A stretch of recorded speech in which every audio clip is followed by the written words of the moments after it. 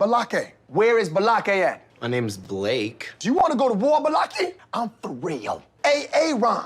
Aaron is back with more SPTV coverage of the Danny Masterson trial live in Los Angeles.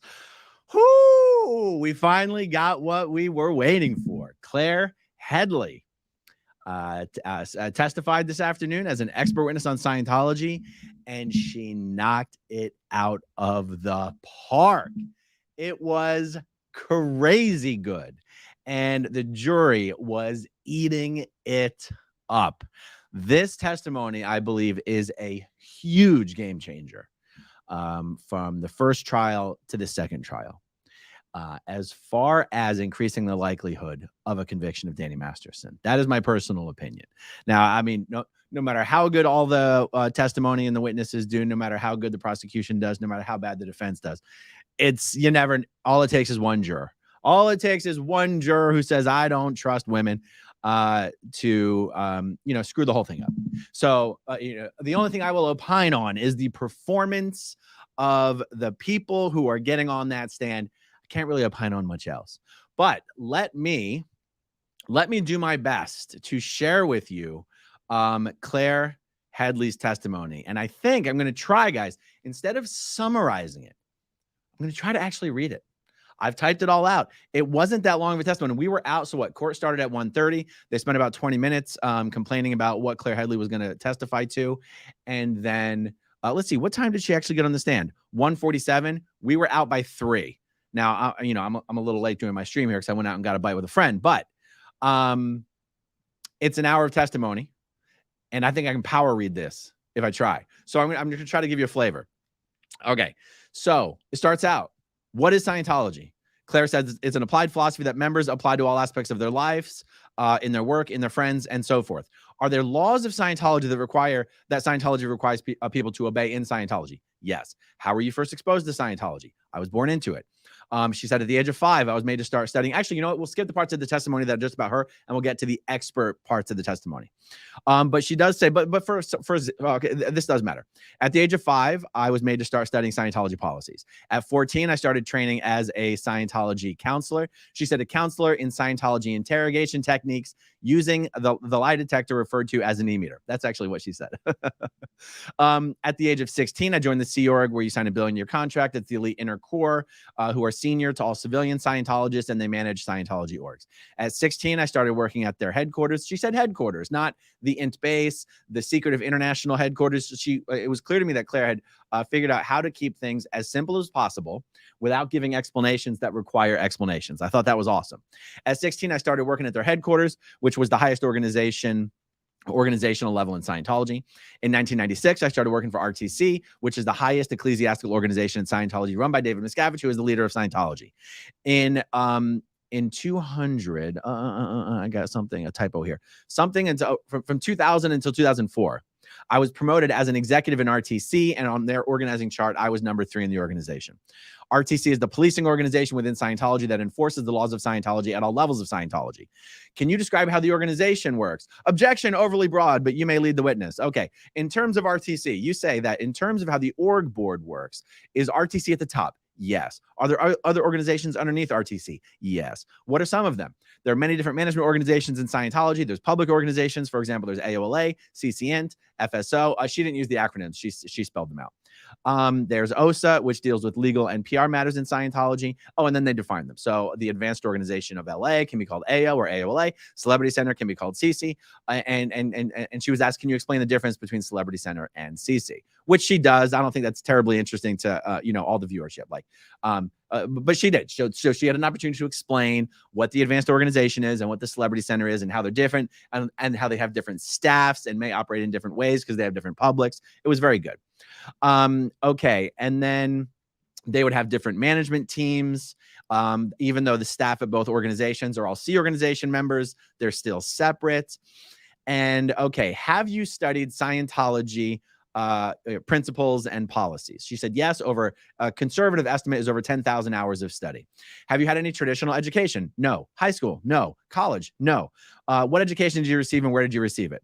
And she goes, many different training courses in Scientology. I started studying the counseling levels at the age of 14. I started working at the headquarters where you're required to study 12.5 hours per week. I was in this org for 14 years. Also, many of my posts required basically full-time study. She didn't say full-time study. She said like extensively researching the thousands of policies and directives and advices. And she mentioned there's a computerized record of these policies that is only available at the international headquarters. While you were in RTC, does the advanced org and CC have all of the policies located at their organizations, or do they have access to the same policies at their organizations as she had at RTC? She explains, no. At RTC, you have access to all of the policies, practices, and principles of Scientology through a computerized system called Source Information Retrieval, or SIR. There's there's library access, and certain echelons of management and echelons of organizations have access to different libraries of policies and advices. And okay, libraries specially related to the management of orgs, legal, how to handle individual situations, every possible imaginable directive that you might have access to is available in SIR, which someone at Celebrity Center, for example, would only have access to the policies available in the green volumes of Scientology that all public Scientologists have access to. This was key in setting her up as an expert. Claire Headley is more of an expert in Scientology policies and directives than a public Scientologist or even a staff member or even a Sea Org member who at their lower levels only have access to the publicly available policies. There are confidential level policies from L. Ron Hubbard that even only RTC has access to. So that is interesting. And it's interesting for, I think it's just great for the jury to get a sense of that as you move up the hierarchy, there is more access to information. And then it's up to the jurors to decide, well, what is the more correct version of Scientology?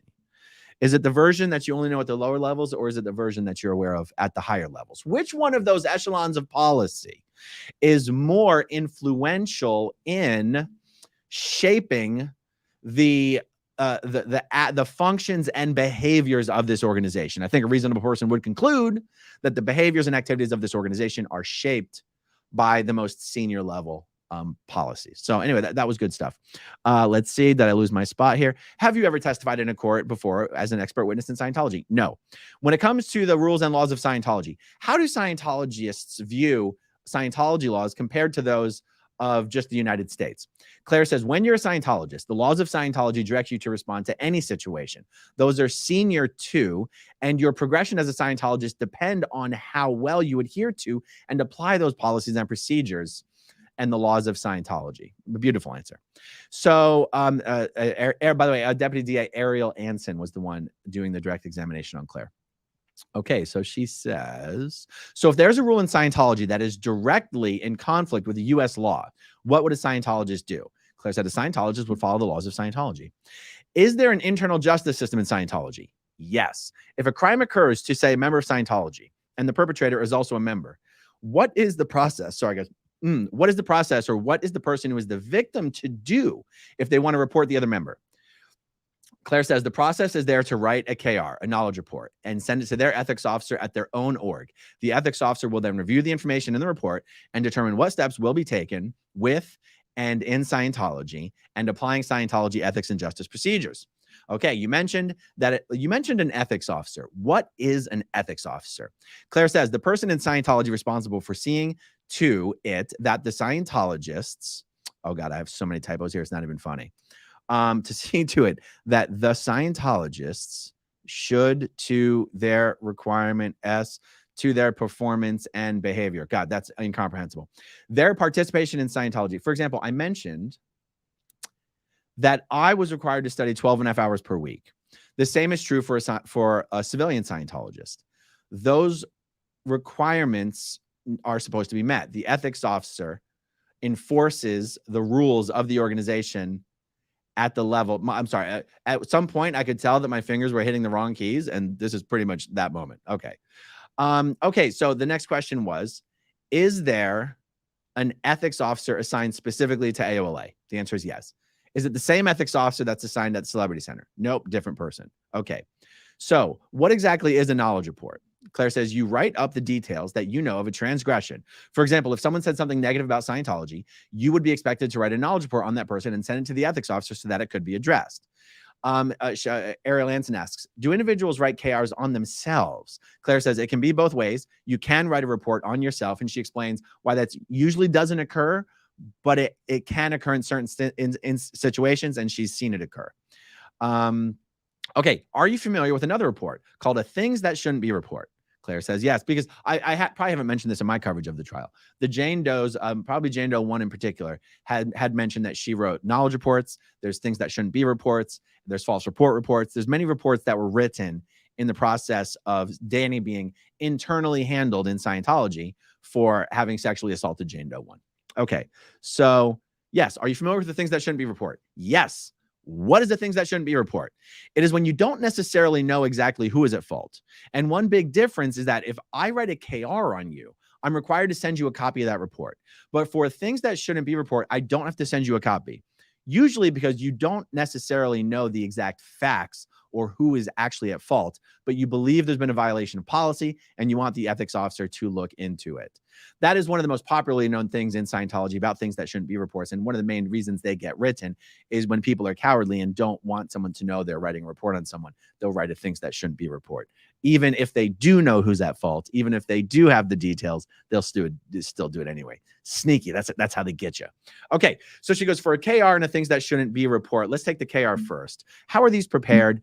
How are they written? Okay, this is being asked because Jane Doe 1 has testified that she wrote the KR. She wrote her KR in the building of the advanced organization in Los Angeles, in the ethics officer's office space with his assistants. And that's something that some people might be confused about. So Claire explained that a KR can be written at your desk, at home, in an org. But if someone is being handled as part of a program, that's a scenario where you would expect the ethics officer to say, okay, I need you to write a report on this, and you can do it right here in this office because I'm going to, I need to know when you're done. I want you to show it to me. And also Jane Doe 1 had testified that she had very specific rules that she had to follow as to how she was to write this report. So that's what was being discussed here. Okay. So, then she goes, okay, so you've mentioned the word handling. What does handling mean? Claire says if there's a transgression or some problems in life or on post, the ethics officer will guide you through steps within Scientology to apply ethics and justice as determined by the ethics officer to help you address the situation. So it's interesting, right? Because it's a very general answer.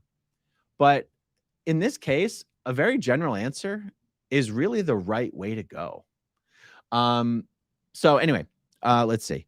So if there is a transgression, now if an ethics officer were to go to, or if a Scientologist were to go to their ethics officer and report another member for a crime, and she said, let's say the crime of rape, is there any policy or direction that an ethics officer would take in the writing of that report based on that crime? Guys, this is huge. She said specifically, this is from my time in RTC.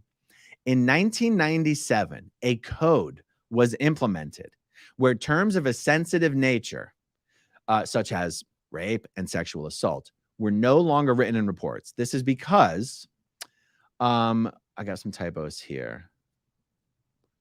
This is because copies of those reports go to RTC. RTC is the organization David Miscavige runs. Copies of those reports go to the Office of Special Affairs. And when they are sensitive, when they are sensitive data, they would use a code to remove those terms. If someone repaired typos, if someone reported a rape to the ethics officer, would an ethics officer get involved in how that KR was written or supervise the writing of that KR in any way? Claire said yes, partly. When it's a report that is sensitive in nature and involves more than one Scientologist. Again, the policy, the policy's very, I'm not sure. So many typos, guys. Again, the policies, I think it says they vary in terms of a sensitive nature, are not written down because those reports, because those reports are being sent to other organizations. So this new practice that was implemented in 1997 wasn't necessarily a rule on how Scientologists had to write reports all the time in every case.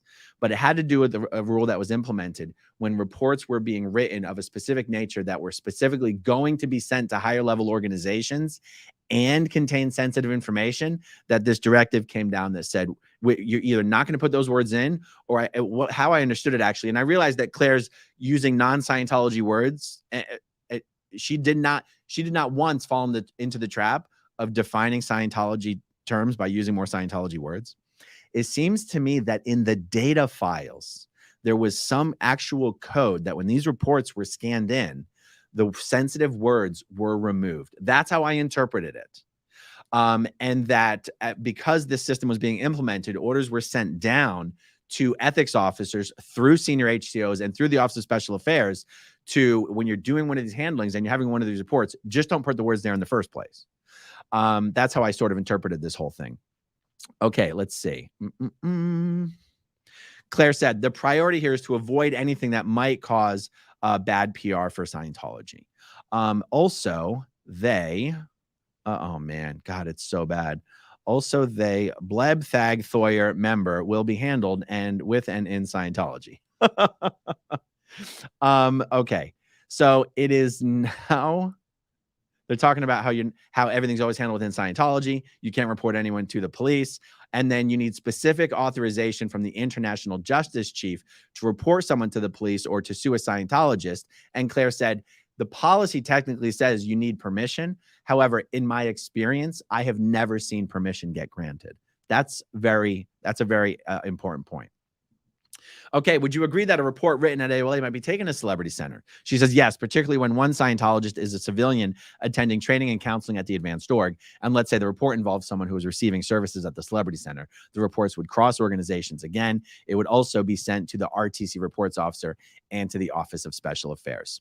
Okay, good. So let's fast forward a little bit. She explains what the Celebrity Center is and what the president's staff or what the president's office is.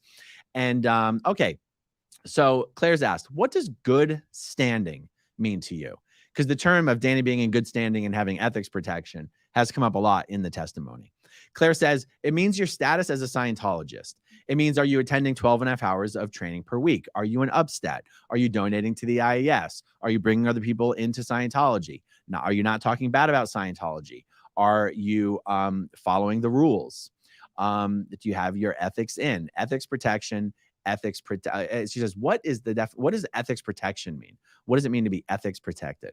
Claire says, ethics protection is a policy written by L. Ron Hubbard, which refers to the fact that if a Scientologist or a staff member or a Sea Org member who's in good standing and is doing what is expected of them, they have what is called ethics protection, which means that reports written on those people should be filed with a yawn.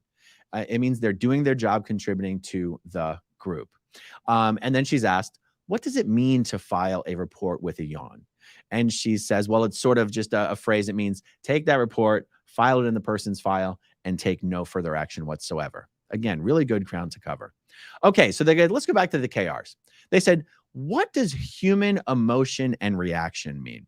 Claire said it means any emotion.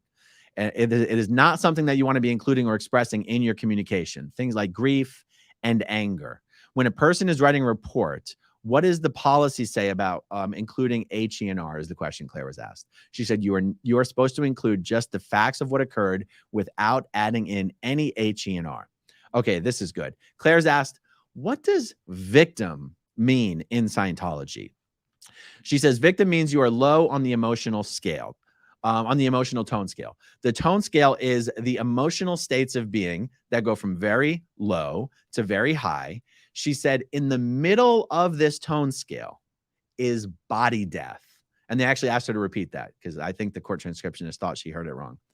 So in the middle of the tone scale is body death. And Claire said, so body death is 0.0. By the way, for you guys, the tone scale goes from positive 40 to negative 40. 0 is body death. She says 0.1 is victim on the tone scale. It is one step up from body death. Thought that was an amazing way to testify as to what Scientologists think about being a victim. She said anyone who is below 2.0 on the tone scale is said to be succumbing and moving towards death. And so anyone who is low on the tone scale cannot be trusted. They will alter communication. Victim is a negative term that Scientologists do not use. Now, they don't use it like they use it as a negative, as a pejorative. But like they don't use it in the sense of like you are the victim of a crime. Like you would never say that. It means that you have pulled in something bad that has happened to you, and you're responsible for it because you pulled it in because you've committed some transgressions. Okay, let's see.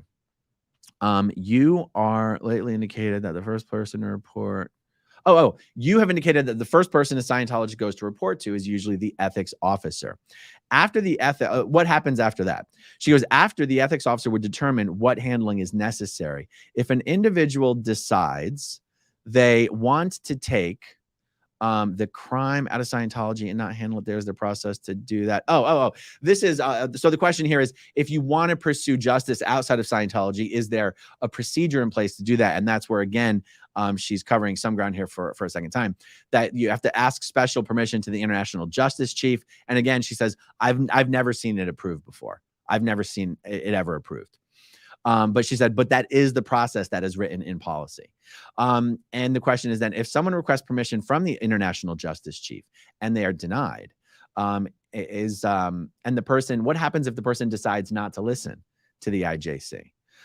Claire says, well, by the laws of Scientology, it would be a high crime, otherwise known as a suppressive act, and which would result, boy, I just had a bunch of big old hamburger, which would result in being labeled as a suppressive person, which means you're no longer in good standing and you would lose any family or friends who are members, and it would result in you being expelled from Scientology. Okay, then she's asked, tell us what is a non-interbulation order? Because I believe either Jane Doe 1, 3, or both have testified they were put under a non-interbulation order when they came forward. Claire says, a non-interbulation order is Scientology's equivalent of a gag order. She goes, first of all, interbulation means to cause an upset or a disturbance. So non-interbulation order means that you are prohibited from doing that anymore. And that if any reports are received of you having done that to anyone even one more time, you will be declared a suppressive person. I'd never thought of a non-interbulation order as a gag order before, but it is a perfect analogy. And I thought she really nailed that one. Okay. Then Claire's asked, for someone who has been declared, they are required to comply. I think this question was misunderstood, but Claire gave the answer to the question that she heard, which is basically what happens when you're declared. And Claire said, well, when you're declared, there are steps that you can follow to get back into good standing with Scientology. And it's called the A to E steps. And she explained the A to E steps. I don't really want to explain them, but she did explain them. And then the question was given, okay, but if you are declared and you decide not to do the A to E steps, but you keep talking badly about Scientology, is there a policy on how that would be handled? Okay, hold on. Oh, there you go. And Claire goes, oh, well, in that case, you're talking about someone that Scientology says is an enemy of Scientology. And fair game in Scientology, where their approach is to then discredit you and destroy you utterly and undermine you, resulting in the goal is to silence you so that you're not speaking negatively about Scientology anymore. Okay, when did you officially leave Scientology? January 2005. Do you personally know any of the victims in this case? No. Have you had any conversations with any of the victims in this case relating to the facts of this case? No. Have you been provided any reports on this case in relation to the facts of this case? No. Do you know of a show called The Aftermath? Actually, she used the wrong word. It was hilarious. But Claire said, yes, you're talking about a show called Scientology in the Aftermath, and yes, I'm familiar of it. Did you attend the finale of that show? Yes. Did you attend as an audience member? Yes. How many guests appeared in the finale of the show? She said, I don't remember, maybe 6 or 7. She goes, was one of those guests Jane Doe 3? She goes, yes, she was there. Okay, when you left, did you sue the church? Yes. Was it dismissed? Yes. Were you ordered to pay attorney's fees? Yes. Do you know someone named Martin Witt? And she said, do you mean Hugh Martin Witt? Yes, I know him. He was my stepfather from when I was 8 to when I was 16. And that's when he then turned over parental rights to someone in the Sea organization. And then Sean Hawley said, objection, objection, objection. And the judge said, the last part of the answer will be stricken. Ask the next question. Okay. Do you still have a relationship with Hugh Witt? No. Is Hugh Witt still a member of Scientology? Yes. Can you describe when someone leaves Scientology and they are deemed an SP and declared? Are members of Scientology still able to have a relationship with that person? No, they're not. Is that a policy of Scientology? Yes. The following is all about the Aftermath Foundation. And I can't believe Claire was allowed to say these things on the record without being objected. And I don't know what relevance it has. I'm glad she was able to say it, but this is amazing. Are you familiar with the Aftermath Foundation? Yes. Is the organization a nonprofit organization? Yes. How are you involved? I'm the treasurer since January 2018. I'm entirely a volunteer. Are you given a salary? No. What does the Aftermath Foundation do? It helps people who are leaving Scientology. By the way, one of the things Sean Hawley, the defense and the prosecution and the judge agreed Claire would not be allowed to say. She would not be allowed to ever say the word escaping from Scientology. That was one of the things. She was not allowed to say that she herself had escaped. She was not allowed to say that the Aftermath Foundation helps people escape. She had to just say leave. And she even said, for example, I mean, I couldn't believe that they let her go on with this. For example, the Aftermath Foundation helps them build a resume, get a GED, get a place to live, get a car, teach someone to drive, anything they need to get on their feet upon leaving Scientology. The Aftermath Foundation helps with that.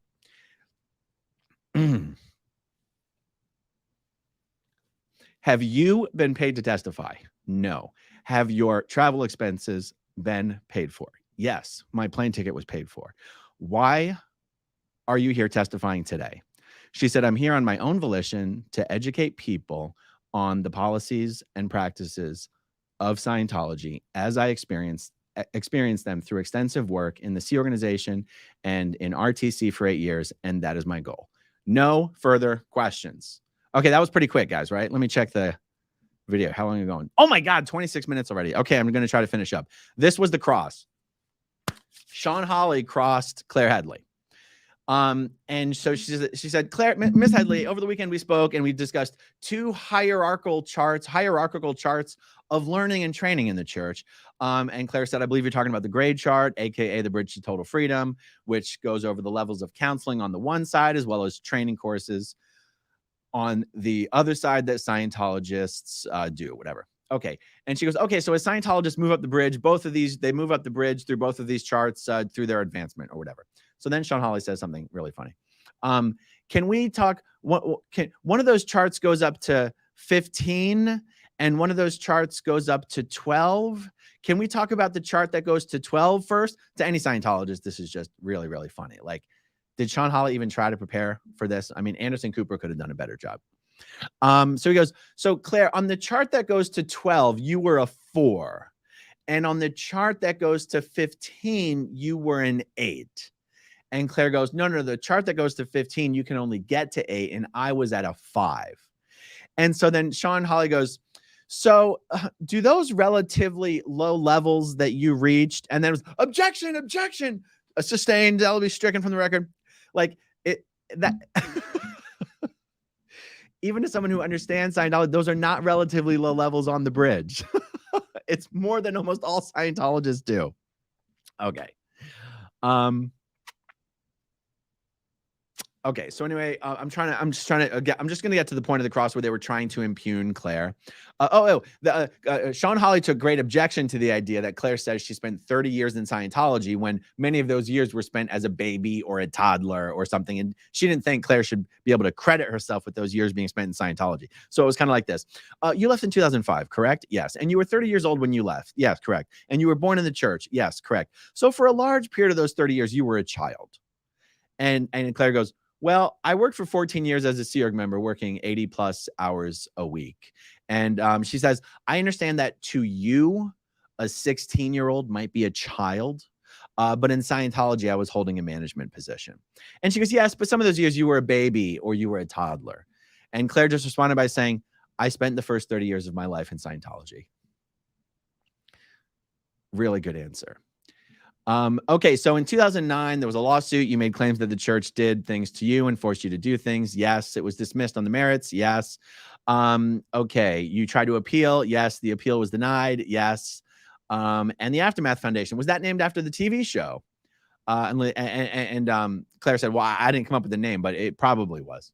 And she goes, oh, you're close friends with Leah Remini and Mike Rinder. Yes, we're very good friends. And Mike Rinder is the one that connected you with D.A. Mueller. Yes, that is correct. Is there someone else here in the courtroom who is part of the Aftermath Foundation? Yes.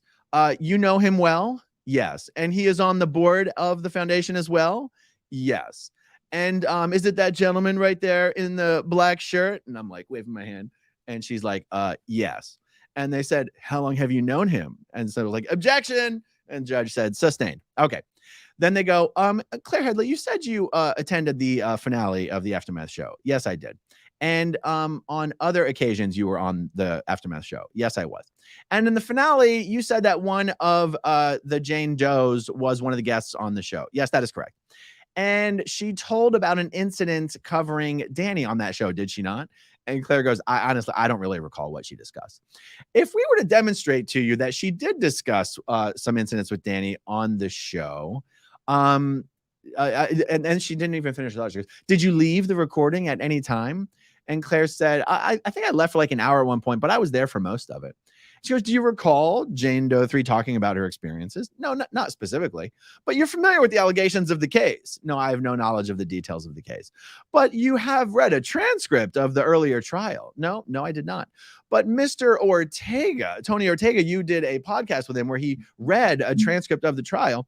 And anyway, this went back and forth for a while, where they were trying to get Claire to admit that she had been closely following the case. And Claire's like, no, I might have read things that discussed the case, but I wasn't following the case. Like she goes, if Tony Ortega did a podcast about the case and I did a podcast responding to his podcast, I wasn't following the case. Anyway, Claire did a really good job of not letting Sean Hawley's method of questioning sort of make her feel like she had to defend herself against misrepresenting herself. That's actually what was really remarkable about how Claire handled this, because when a witness gets defensive about something, it tends to feel like that they feel like they're being called out. Claire didn't even act like she was actually being called out. She just continued to act like Sean Hawley just was failing to understand the truth of the situation. And she continued to explain it to her in a way that was true for Claire and seemed to make crystal clear sense to all of the jurors, if you ask me. Okay, so let's see. They went on and on about that for a little bit. Oh, this was pretty funny. But Claire, you have tweeted about this case, have you not? And she goes, I don't think so. And they're like, well, could we refresh your memory if we showed you this tweet? And she's like, sure. So they brought up a tweet. And Sean Hawley kept trying to read the tweet. And the judge kept saying, nope, you're not going to read the tweet in evidence. That's not how this works. And so Claire's looking at this tweet and she's like, well, it's from 2019. And she goes, I don't remember sending this tweet, but that is my handle. And that is my picture. She's like, I don't know. I'll have to take a look. I don't know. And it was, and then the tweet said something like, big thanks to all the victims. Victims of Scientology standing up for the truth or something like that. It didn't even mention the case. It just mentioned victims. Now it's possible that who knows what she was referring to exactly, but it's funny because it was supposed to be a gotcha and it didn't even mention the case. Okay, so is that a tweet of yours? It does appear that way. Okay, there's really not much else here. Let's see. Redirect. Oh, actually, that was really interesting. Because Claire had already referred to the word victims as opposed to alleged victims or whatever, or had already shown support for the victims. She said, you are here because you already have an opinion about the guilt or innocence of the defendant. And Claire said, no, that's not true at all. And she says, so would you say that your tweet essentially expressed support that you have already decided you want a particular outcome for this trial? And Claire said, no, that's absolutely not true at all. I thought that was a refreshingly honest answer. And so then on a redirect, it was followed up with, let's see, credible. The question that was asked to Claire is, are you here to testify in any way to the credibility or not of the witnesses? She said, no, not at all. Are you here to testify in any way as to any of the facts in this case? No, not at all. You said that you were present for one of the taping of the episodes, and you may have been present when one of the Jane Does talked about some of aspects of what happened to her. Are you aware of any of the other Jane Does in this case ever having provided any details that you're familiar with at all? And she said, no, absolutely not. And when you talked in your podcast that you were doing with Tony Ortega, did you give your opinion in that podcast at all as to whether the victims in this case were credible or not credible? And the answer was no, I've never commented on it one way or the other. And it was great. No further questions. And that was it. It was relatively short. Now, what's really funny is, so 2 days ago, I had what you might call an incident in the hallway with Pastor Priest Skip LaRue, who was called out by the judge in the courtroom and asked if he was there with Scientology, had any affiliation with Scientology. And he said he wasn't. And I believed him and I took his word for it. And we were in the hallway and we were chatting and I was asking him, like, well, what was he really doing there? When one of Scientology's Stand League bloggers walked up and basically indicated that they were together. And I was like, oh, I was like, you're here with the hate propagandist for an effing cult, and you just lied to the judge about not being affiliated with Scientology. Well, in that like 4-second interaction of my voice getting louder than normal in a relatively quiet hallway, and I said the F word in front of the bailiff came over, was like, whoa, you got to show respect for the court. And it turns out there was still like a few jurors nearby. So the jurors heard a conversation that had to do with the case and Scientology. And this became a little bit of a thing. And the defense made a little bit of a stink about this. And the judge interviewed some of the jurors to, what did you hear? Who did you hear say it? Can you still be fair and partial? As a result of all this, the judge implemented a rule for the jurors that instead of them being dismissed and hanging out and leaving the building with everybody, they were going, the court was going to buy them lunch and bring it in and serve them lunch in the back in the private quarters. And they were going to be led out of a private, I was going to say secret exit, but just a private exit so that they could come and go from the building without running into anyone, pro-Scientology, anti-Scientology, any of the other several of the trials that are going on the 9th floor. And so at the end of this court proceeding, the defense made a big stink. Your Honor, the jury has been partially sequestered. And they got sequestered after hearing all this testimony about Scientology harassing people and stalking people, and Vicky Podboreski making dirty looks at Jane Doe 1, and Graham Brewer coming, to intimidate Jane Doe 1. And the jurors probably have the idea that they're being sequestered to protect them from Scientology. And this could hurt our case. We would like a stipulation, when in fact, the only person who caused any trouble at all was AaronSmithLevin, and not Scientology. And we would like it stipulated to the jury that that basically they're not being punished because of Scientology. And the judge responded, I'm paraphrasing here, that she goes, well, first of all, the jury's not being punished. They're being fed a free lunch in private quarters. And they're being personally escorted out of a secret entrance so they can come and go faster from the building. So I wouldn't call it a punishment.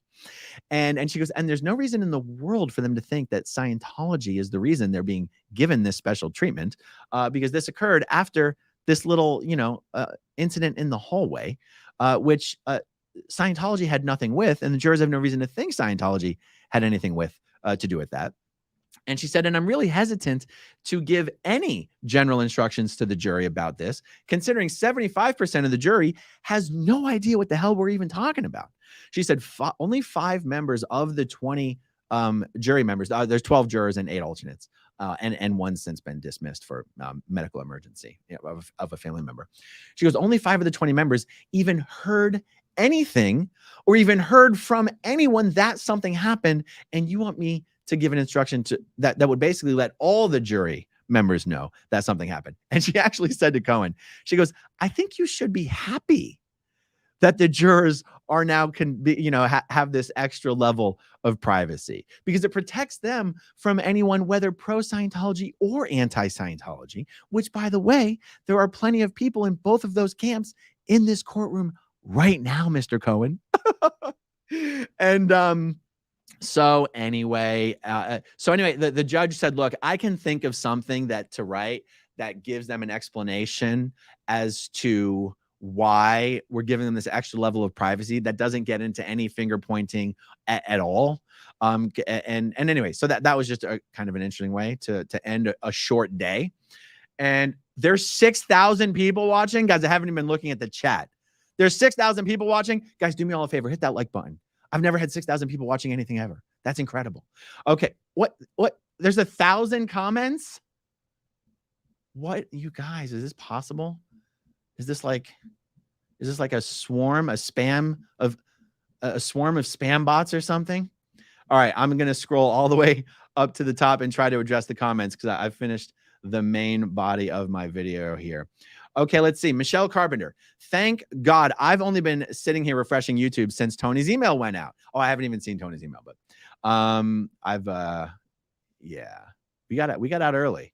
But, you know, everyone wanted to talk on the phone after this thing got out. And then one of my old friends I haven't seen in a while came to court today. So we went out and got a little bite and a beer. Okay, guys, I know people say, hey, if you have trouble scrolling with your fingers, get a mouse. I do have a mouse. It's just this desk setup is set up in a way. There's nowhere for me to put my mouse right here. It's totally open space. Okay, Dave Bowen, going to need a whole show to give us answers to questions you had to ask your friends. Yes, of course. Absolutely. Okay. Oh, by the way, Graham Brewer did show up to court as soon as Claire Headley got on the stand, but no Reverend Skip LaRue, no Vicky Podboreski, and no Stand League hate blogger, which I thought was awesome. Okay. Tell us about the graying of Scientology. Little new blood in 30 years. Average staff member must be getting older. It's actually a really good point. The average age of the Sea Org members are getting really old, especially in the Office of Special Affairs. For you guys in the Office of Special Affairs who have the enjoyable task of watching our videos for your post duties, just know that the Aftermath Foundation can take care of you when you need somewhere to go, because ain't no one else going to take care of you. You know that. You see how they ship all the old people off to that home in Glendale to die. You know damn well that's what they do. So give us a call. We'll help you guys when you're ready to leave. Okay, next one. Moving on down. Oh my goodness. Susan Stewart Britt. That is incredibly generous of you. Thank you so much. Throw a question in there next time. Get something for it. Thank you, Susan. I appreciate that. Donna Cooper, you are awesome, Ron. Well, I'll tell you who was awesome today.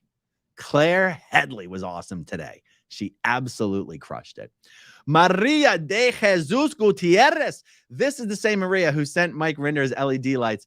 And I didn't know that it was the same Maria until today. I actually met Maria for the first time. I think it was last Friday. Was it Thursday or Friday? And she was in court again today. Hey, Rob Rouser. I was very proud of Claire not accepting authorship of a tweet on paper. I can print a tweet that appears to be saying anything written by anyone. Comically easy to commit fraud. Yeah, indeed. I thought that was great. Like, even I thought it was great that Claire had the presence of mind that she didn't have to admit that that was her tweet if she didn't remember tweeting it, and she has no way to even know that that really is her tweet. I was like, that was really good. That was really strong. Theo Steichen. I want to say Steichen. It might be Steichen, but I feel like it's a little German. I think it's Steichen. Thank you, Theo. All right, let's see. Tanya G, my 15-year-old daughter had the best comeback ever when I was explaining things to her. She said, David Miscavige should have been David Miscarriage to save everyone the grief. Oh, boy. Oh, boy. I tend to steer away from jokes that use that word in relation to David Miscavige, but what's done is done. Thank you, Tanya. Okay, Tarkina Meyer. Great reporting on Claire Bear's testimony. Question: were the folks you expected to be in the audience the other this afternoon? The minister, the lawyer, the blogger, etc. Well, yeah, that's what we just covered it. The minister and the lawyer and the blogger were not there. Graham Brewer was there. Gleb Perch. Why did the first trial end in a mistrial? It's because they couldn't get a unanimous verdict of either guilty or not guilty on amongst the jurors, and that's what happens. It's called a hung jury. You declare a mistrial, and that's why. It's not because something bad happened. Well, other than in the jury room, it's because the jurors could not agree after 3 or 4 days of deliberations. I forget what it was. Okay, SP TV Tattoo Warrior. How in the world of Xenu did you keep yourself from jumping up at the end of Claire's testimony, throwing your arms in the air, touchdown style, and screaming, mic drop SPTV? Well, I'll tell you how in the world. It's because I got a speaking to this morning by the bailiff. And let's just say me and the bailiff came to an understanding this morning. We met each other. We had a good conversation for the first time ever. And I decided to make sure I'm going to be able to stay for the rest of the trial, I'm going to have to be on my best assistive behavior for the rest of the trial. That is exactly why I didn't do something like that. So thank you, SPTV Tattoo Warrior. Let's see. Meredith Keith. Hey, Aaron, I know where you are staying. Oh, can you actually tell where I'm staying from the background? Because it's possible. If you've been here, then you know where I am. I know where you're staying at the Real Celebrity Center of Los Angeles, but I won't tell anyone. Oh, you really do know. I'll keep your privacy to myself. You are a celebrity and we love you. Thank you very much. I'm going to be honest, guys. I wouldn't know and tell a story like this, but it cracked me up because it was at the courthouse and I was late for court. And I was running up to the elevators and I was like, oh my God, there's so many people. I'm not going to make it. I'm going to go for the stairs. And as I was going for the stairs, this woman, I'm just going to describe her as what she is. Maybe a 55-year-old, short, heavier set black woman. I'm just describing it for you. There's no aspersions being cast here. I just trying to paint a picture for you guys. She looks at me and she's like, she said some name. It was like, Gerald?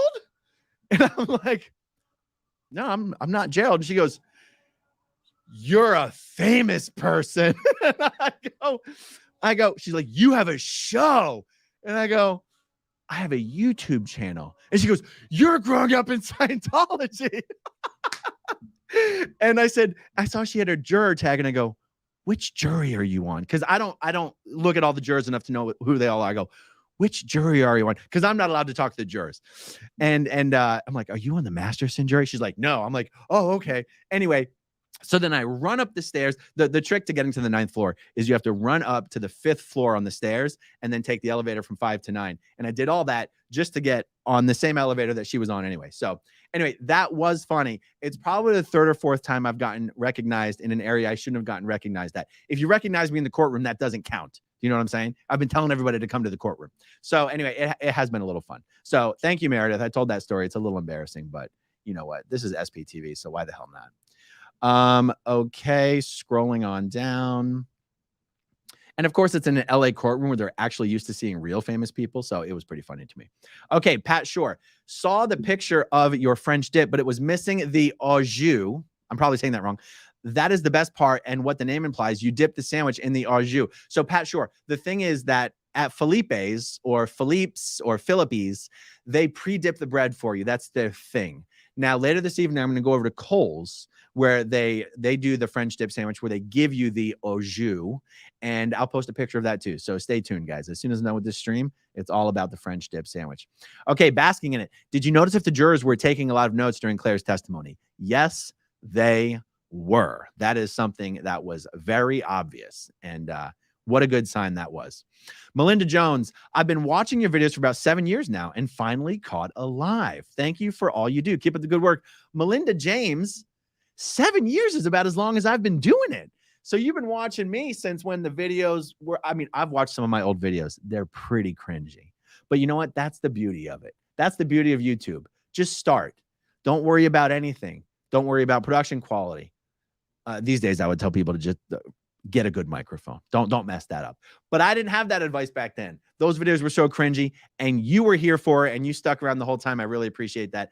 And congratulations on finally catching alive. So glad to have you here with us. Let's see. Helen girl, Claire rocked it today. I waved to her and you. You know, it's so funny. Helen, if I'm walking down the hallway and I see someone and they look like they want to be friendly, like, I don't know who to wave to or not. If you waved to me and I didn't wave back, I apologize. I don't remember seeing somebody wave to me. But you know, sometimes like when eyeballs are on you while you're walking down the hallway, you're like, are they on me because it's a Scientologist? Are they on me because they work for the defense team? Or are they on me because they watched the channel and so they came down? And so my default is not to assume that someone's looking at me for a good reason. So I haven't been like initiating saying hi to people or waving or whatever. So again, if you guys come to the courtroom or the courthouse and you see me, please walk up and say hi. There's never, even if I'm typing, just walk up and say hi. It's never, I can always catch up. Anyway, awesome. I'm so glad you were there, Helen girl, but I wish I remembered like who you were because I don't. So apologies for that. Okay. Scrolling down. How far behind the chat am I? Okay. I'm not that far behind. Scrolling down. Scrolling down.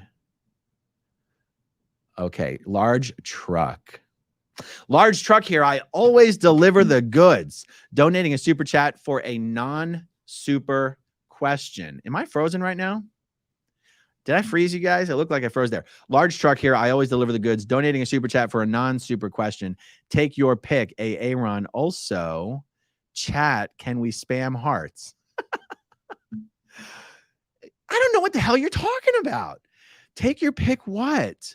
And I thought I wanted either a super question or a non-super question, but then I got no question at all. So you left me hanging there, large truck. I thought you always delivered the goods, but you didn't deliver a question. Okay, moving on. Joe Sturm, I'm struggling to understand if Leah could still testify. Since aftermath came up repeatedly, would it be a problem that she's supporting the Jane Does in court?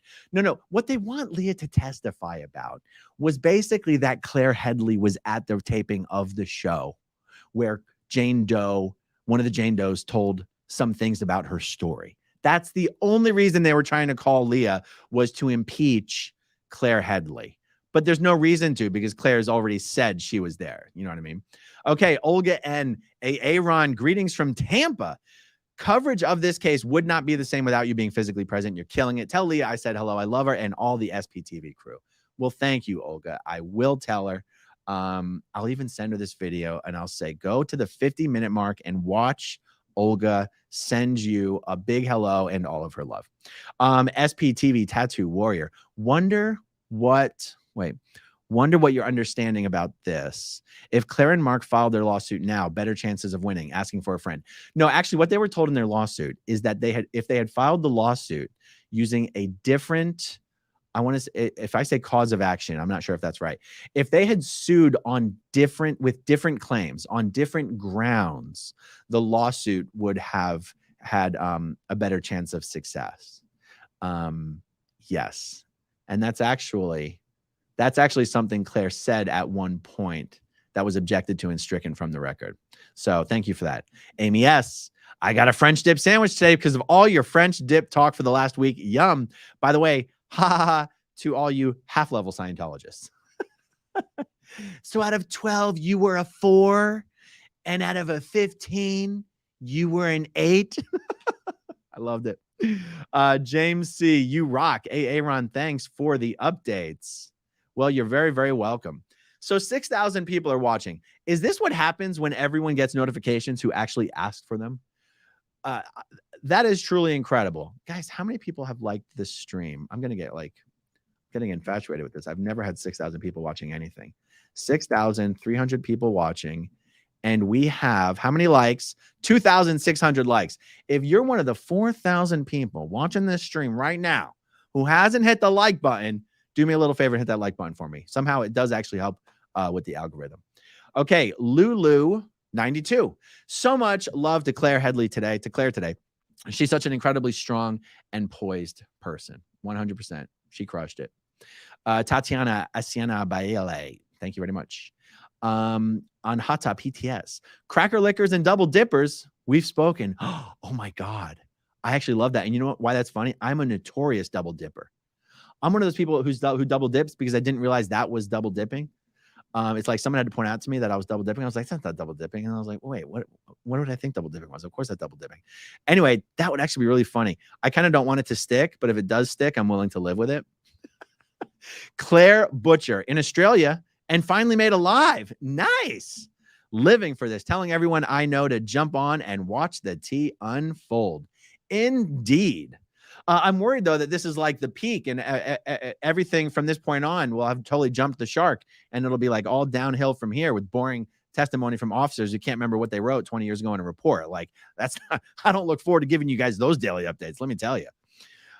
Gretchen Hutterly for the Buy Claire a Beer or Beverage of Choice Fund.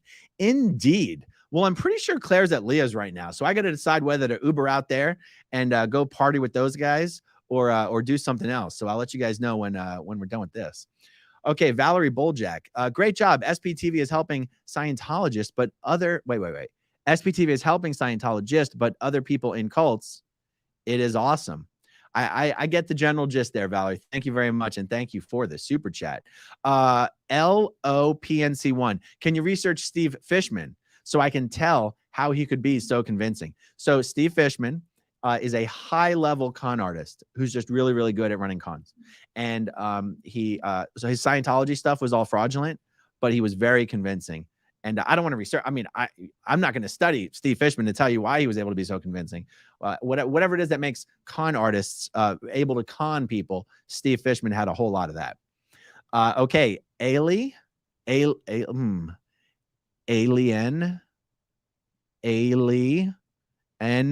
NMCP. I give up. I keep clicking on that guitar to hear more of your rock and roll songs, but I haven't heard any yet. Neither do I. The outro is totally broken. I'm going to have to fix it. Sorry, guys. Ken's channel. I've never paid this much attention to when anyone went live, not even a SpaceX launch. Claire Bear for the win. Yes. Declared Dave loves suppressive Sherry. Well done, Claire. Thanks for keeping us in the know, AA Ron. Well, thank you. Thank you very much. Love your name. I think you said you guys were starting a channel soon, right? Declared Dave. So I can't wait to see what you have coming. Okay, Prince Muskie. I saw some guy on Vice News who says he is the reincarnation of LRH and even changed his name to L. Ron Hubbard. Made think, what signs or secret passwords did LRH give to know when he came back? Yeah, there is a guy, a criminal, like an actual ex-convict who keeps going in and out of prison, who changed his name to L. Ron Hubbard and does claim to be the reincarnation of L. Ron Hubbard. And he started up this little cult where he just honestly convinces people to give him money. Like, it's unbelievable, guys. There is no limit whatsoever to the amount of crazy, stupid bullshit you can get people to believe and do. Scientology ain't nothing compared to some of this other shit that's out there, honestly. Okay, so, and L. Ron Hubbard provided absolutely no way for him to sort of prove that it was him when he came back. I mean, the ultimate way for him to prove that it was him when he came back would be to walk into any organization that still has Sea Org members who he knew and just, share information that made it very obvious that hey, it's me, Ron. I remember when you did this and you did that, and I said this to you, and then da da da da da. And if there were such a thing, and if such a thing were possible, of course, if you're L. Ron Hubbard returning, you'd walk up to Miscavige and be like, hey, you little piece of shit, I told you to do this and you didn't do this, and I told you this, you didn't do this, and then remember when you messed up that film, and then remember when I told Jesse Prince to sec check you and all that kind of stuff. And they'd be like, Ron, it's you're back. Don't hurt me, please. So that's pretty much how that would go. All right, Luna3120. Have you tried any local brews? I love craft beer. We have a bunch in New Hampshire. Started watching SBTV after I watched the Aftermath show during COVID times. Okay, so the other night I went to, I was trying to go to the 4100 club, but the people I was meeting up with had already got 4100 bar club. I don't know what it is because I never made it inside. The people I was supposed to meet there had already gone down the street to the Black Cat. I don't know if it's the Black Cat Tavern Inn Saloon or if it's just called the Black Cat, but they had a menu there of a bunch of local stuff. And I tried all the local stuff that they had on the menu.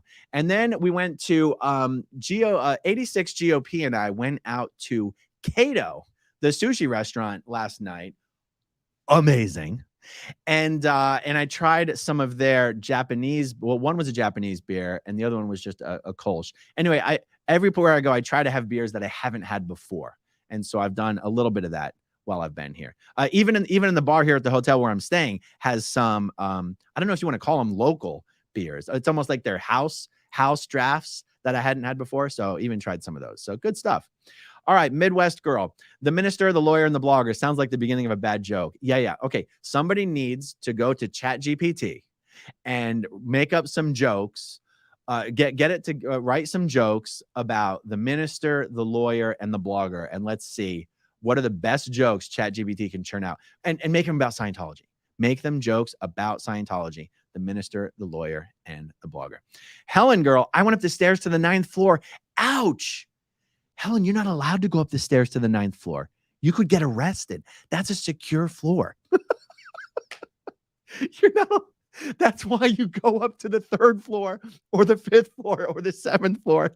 And then you take the elevator up to 9 because it's a secure floor. You have to go through the metal detector. Don't do that again. Don't do that again. Don't admit to it. Okay. Lizzie Monroe. Thank you very much. And oh my God, Pokey SD. Are you sure it's Coles and not Colays? Exactly. Enjoy the au jus is how I really hope that's pronounced. Dustin Bass, love and appreciate everything you do. Keep up the good work. Well, thank you, Betty Betty Mooch. Shelly Netzer Edgerton, real French dip should have both pre-dip and side. All right. I'll tell him that. 86 GOP is in the house. The defense should have taken the blindfold off when they threw the Hail Mary.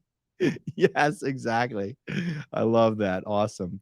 Lizzie Monroe finally caught my second live. Congratulations, Lizzie. Happy to have you here with us. Joe Sturm, are you allowed to talk to Claire? Thanks. Oh, yeah, 100% I'm allowed to talk to Claire. It's that she had to leave the courtroom and they were still on the record. So I didn't want to leave the courtroom while they were still on the record, especially since it was obvious they were about to talk about me. I want to make sure that we're talking any shit behind my back. You're going to talk shit about me. It's going to be when I'm in the room and I'm taking notes. We're going to make it as uncomfortable as possible. And so I haven't spoken to Claire. I've spoken to Mark. I've spoken to Leah. And then I went out with my friend for a bite, and I haven't actually spoken to Claire yet. So when I'm finished this, I'll figure out what they're doing, and I'll get on over there probably. Andy Fabulous, how's it feel being an international star? Move over Tom Cruise and David Miscavige. SPTV is in the house. Guys, just wait till we start, get our shit together on the merch stores. And we got some SPTV hats and t-shirts and hoodies and fake tattoos. It'll be awesome. Everybody can represent SPTV. It's going to be great. Okay. Tools and stuff. Hey, Aaron, curious, how are you keeping notes while court is ongoing? Are you frantically trying to type the transcript the whole time? Tools and stuff. I can type about 90 words a minute. And I got my MacBook Pro on my knees the whole time. It's actually just not that hard to follow along, because the truth is people in court tend not to talk very fast, which is frustrating as hell for someone who talks fast like me, but it makes it very easy to follow along with the notes. So that's good. Rock it out with Kim D. Hey, has anything surprised you yet in this trial? The only thing that has surprised me is how much things seem to have improved in the presentation of all of the information by the prosecution compared to the last time. Now, remember, I wasn't here to witness it firsthand last time. It might not, it might be hard to really get a clear picture of how proceedings are going by just reading it. But I think it's fair to say we still had a sense of how it went. And it just seems like it's going much, much better. That the information is being presented in a way that is easier to follow and understand. Because when you have so many different people involved over such a great number of years, presentation is everything, in my opinion. What do I know, guys? I grew up in a cult. But, that's what I'm here for, to give my opinion. Okay, Helen Girl 55. I was in the pink sweater in front of you in court. God, I'm looking at a pink sweater. I mean, I'm not a very attentive person when it comes to things like that. Directly in front of me? No. There's someone else that was directly in front of me. So that wasn't you. Juliana or Joanna was right in front of me. Were you 2 rows in front of me? Anyway, I'm sorry. I'm making it awkward. But by the way, I don't know why I thought court wasn't in session tomorrow. I had my days all wrong. Court is totally in session tomorrow. Tomorrow's Thursday, and I will be there. I was telling everybody, see you guys next week. And that's because I was maybe going to fly out today, but I'm not going to. Okay, moving on. Tanya G. How does Scientology not get in trouble for kids not being in school? Well, Tanya, if the authorities knew it was happening, they would get in trouble. That's the thing. So there's no way for the authorities to know what's going on. And the parents don't care. There's nobody to report it to the authorities. That's how this stuff happens. Okay, Natalie Scott. Did the prosecutor clarify how high up the bridge Claire actually was on redirect? Claire actually clarified it. So on the training side of the bridge, it goes up to class 12 auditor. Claire was a class 4 auditor. On the auditing side of the bridge, Claire said, no, the chart goes up to OT 15, but you can only get up to OT 8, and I was OT 5. So Claire actually clarified it right there on the spot. So it didn't need to come up on redirect. Actually, what did come up on redirect was that your level of auditor training and your level of your case level on the bridge, whether you're clear, OT, or whatever, has nothing to do with your training in policy. And it has nothing to do with your seniority within the organization. They are completely disassociated from each other. So that was covered. Nancy Ives, has the judge had to reprimand the prosecution attorneys? I would say reprimand, no.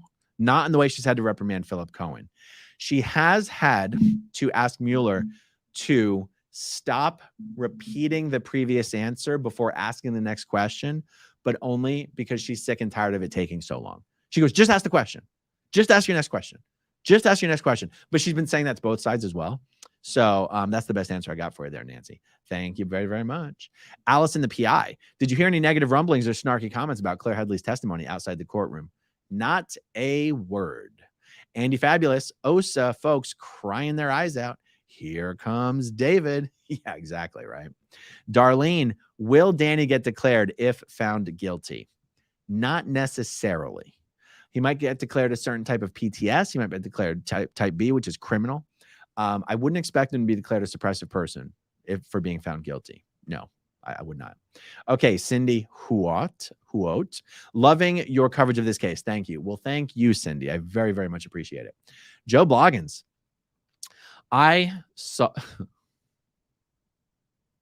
Yes.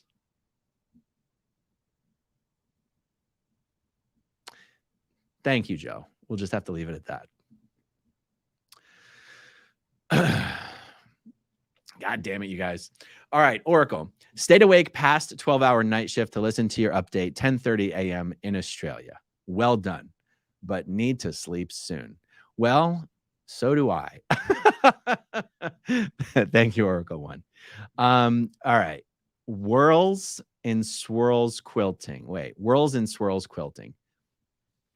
Come on, everyone. Hit that like button. It's free and helps Aaron's channel. Love your channel, Aaron. Thank you very, very much. Amy S. Beer Money. Claire Bear rocked it. Double Dippers, Cracker Lickers. I feel like this one's going to stick, you guys.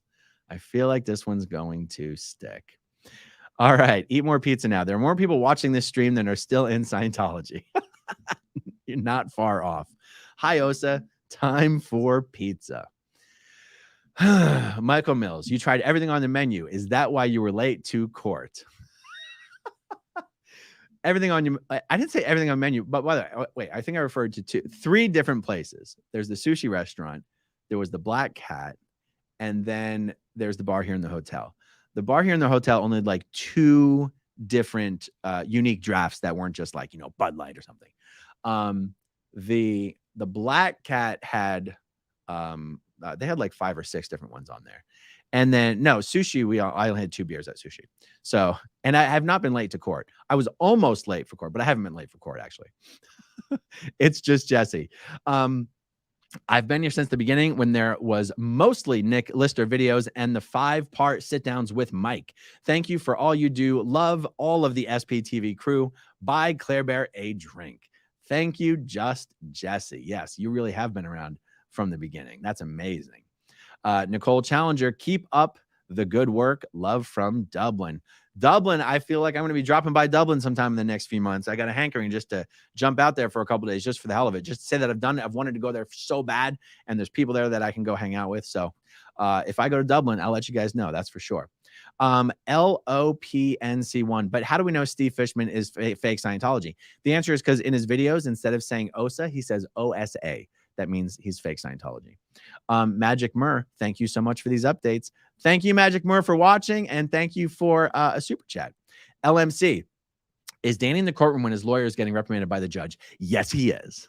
Yes, Danny Masterson is not only in the courtroom, he's sitting right next to his lawyer when his lawyer is getting his ass ripped by the judge. It is a beautiful thing. Chi-Town native just got here. We'll do the replay, but sending Claire a hug and a hello to you. Can't wait for the tattoos. Thank you, Chi-Town native. I will pass it on to Claire. Daniel Gasper, I'm more invested in the downfall of Scientology than I was for the ending of Game of Thrones. So grateful for all SPTV is doing. Cannot stop watching. Well, thank you so much. Kate Sherrill MLS, did you actually wave at Claire Bear when they pointed you out in court? LOL. Yes, I did, except I wasn't really waving at Claire. I'm usually waving to the judge. I want the judge to know that I'm paying attention. And, I've never actually taken an opportunity to try to draw out a diagram of how the courtroom looks and show it to you guys. I can pretty much see the judge straight on at all times. I can pretty much see Sean Hawley straight on at all times. And where I was sitting, I could actually see Claire straight on at all times. But when they're speaking about me, I at least want them to know, hey guys, I'm here. Look, it's me. I know I'm cooperating. I'm not like sitting here like, oh my God, they're talking about me. I want to be like, yeah, I'm right here. So yes, I did wave, but I wasn't like, hi Claire, remember me? Okay, Bob Ottaviano. See, I got it right, Bob, didn't I? I got it right. For your zeal and the cause you serve, I thumbs up you. Thank you, Bob. I thumbs up you too. and actually, when the judge indicated to me, oh no, and then Sean Hawley said, and am I right? Just for the record, is your name AaronSmithLevin? And I went like this, and the judge go, let the record show that he gave a thumbs up. I swear to God. It was the best. Okay.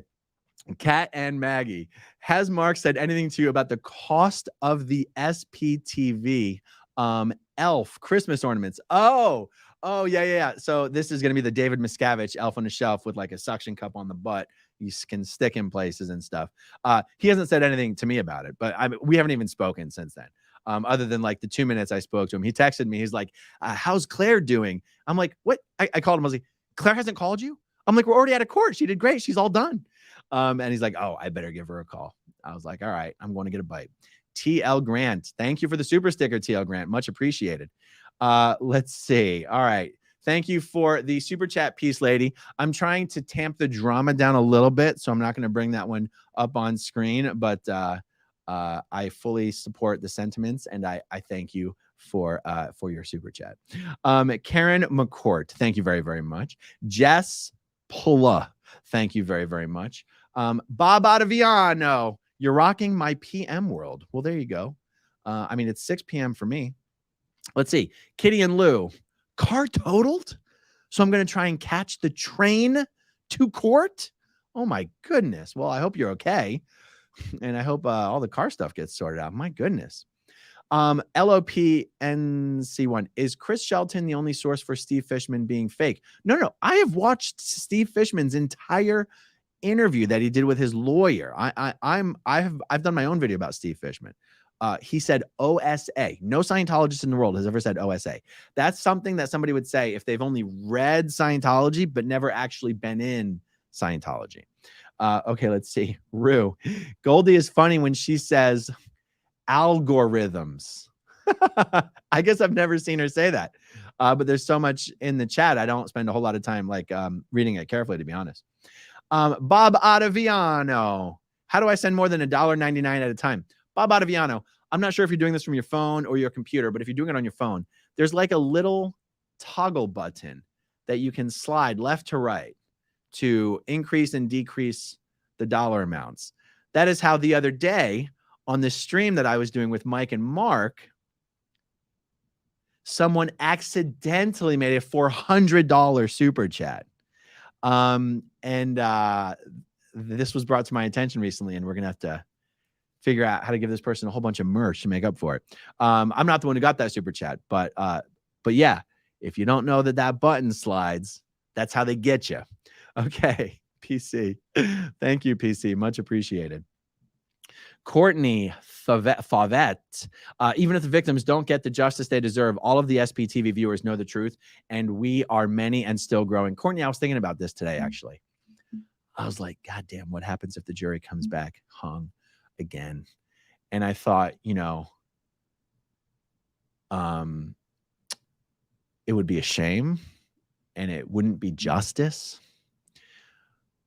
But the exposure has been accomplished in a way, and the exposure of Scientology's crimes, Danny's crimes, how Scientology enables criminals like this by not reporting them to the authorities, preventing others from reporting them to the authorities, using blackmail to prevent them from being reported to the authorities, how oppressive, sick, and destructive Scientology's policies are.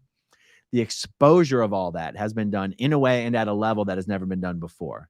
And I hope that would serve as a sort of win, regardless of what the jury decides to do here. Because you can only control the parts that you can control. And I think the prosecution and the Jane Does and the witnesses are knocking it out of the park. And yet what the jury does is still out of your hands. And we have to keep that in mind. And so that's why I think it is so important to note the wins along the way, so that even if, God forbid, the jury does something we don't like with all of this, it's not all for nothing. Do you know what I mean? I was thinking about that today. Yeah. We'll see, guys. A couple more weeks. Bob Ottaviano, freaking iPhone. Well, Bob, I do my super chats on the other SPTV channels for my iPhone. And I swear to God, there's a button. It is a slider. It moves. Prophetic Whirlwind. Thank you very, very much. Deanna Ross, Claire rocked it. Scientology policy on the record. Absolutely. Calico 26. The fact that the defense mentioned Tony and you means they have nothing against Claire, just grasping at straws. Oh, they had nothing but straws to grasp at when it comes to Claire. Absolutely. Void Star Studio. Similar to how Claire explained things about Scientology terms, I'd love to see SPTV stop referring to it as Scientology tech when it's just BS. I referring to Scientology's tech as tech, it depends on the context. Like, Scientologists refer to it as tech. So if we're talking about something like I sort of get your point, but I'm not sure that contextually speaking, we're not doing Scientology any favors by calling it tech. It's what Scientology calls its tech. Anyway, I'll think about it a little more. Yeah.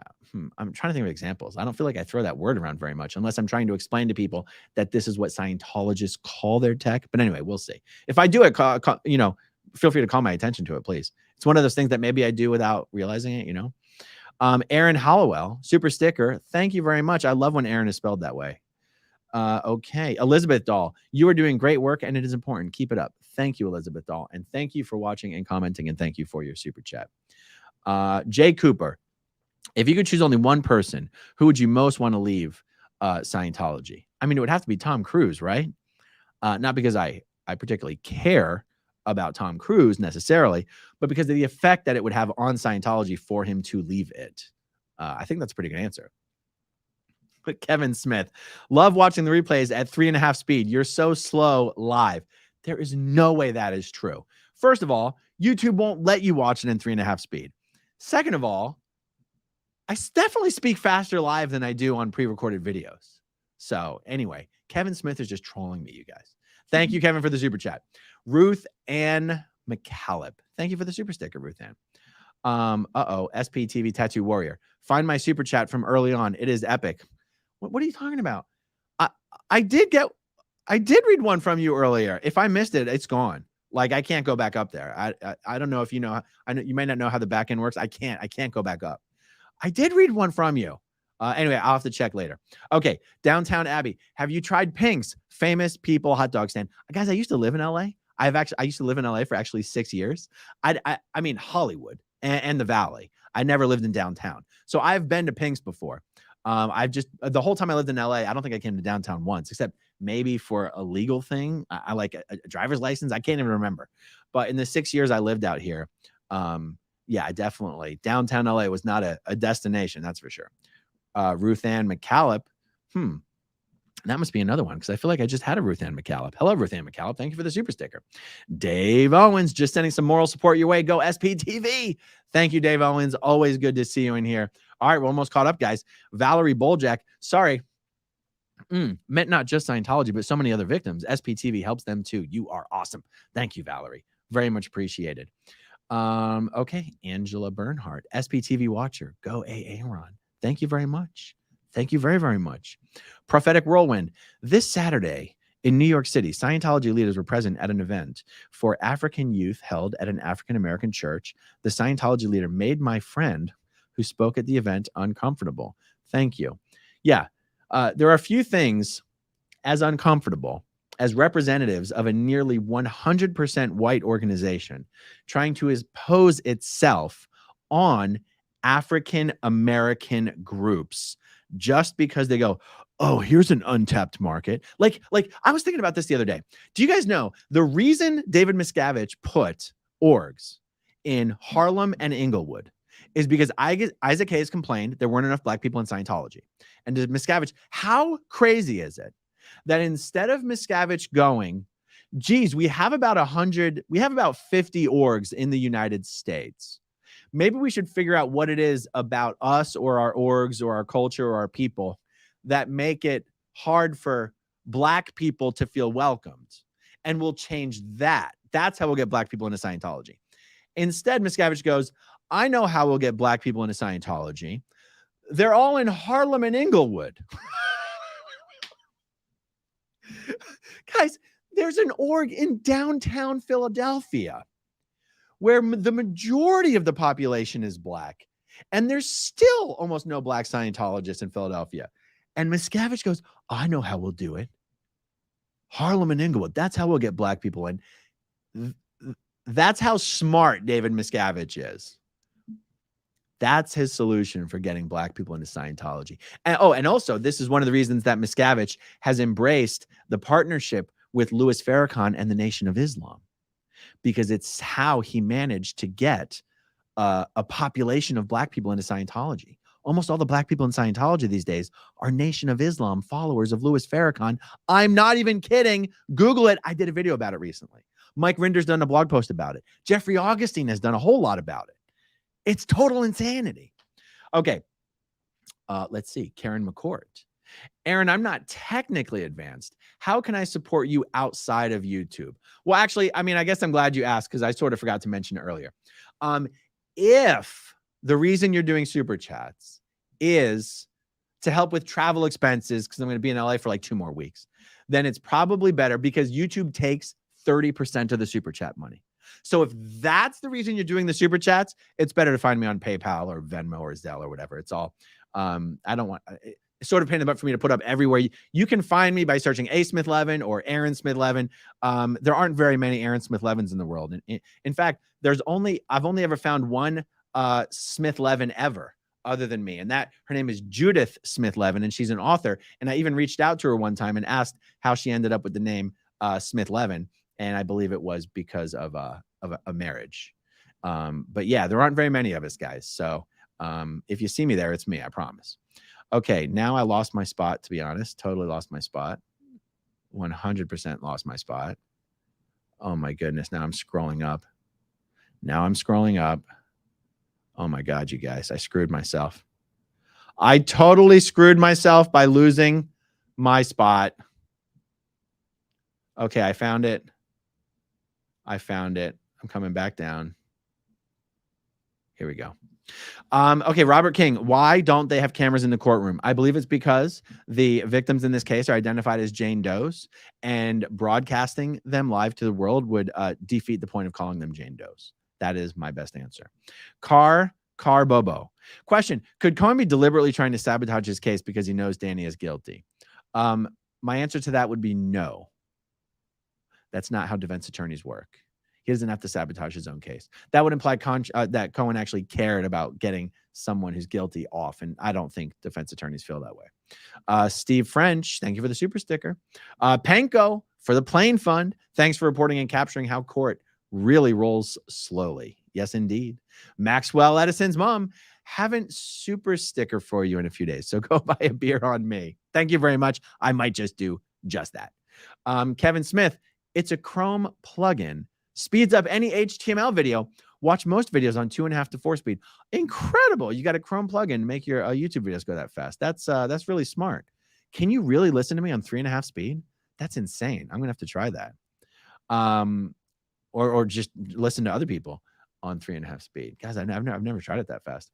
Debbie Cox. Thank you, Debbie Cox. Hey, Aaron. Thank you for all your hard work by being our voice and keeping us informed. You are blessed. Thank you so much. I really appreciate it. Shelly Netzer Edgerton is back. I'm trying to start a religion that is specifically made to protect people. I want to use it for good, unlike other religions. Shelly, watch out. That's how they all start. They all start out that way. And then before you know it, well, I can't really finish that last sentence. It's not very family friendly, but okay. Declared Dave's loves suppressive Sherry. You and Nora comedy tour must. Yes, that would be a good idea.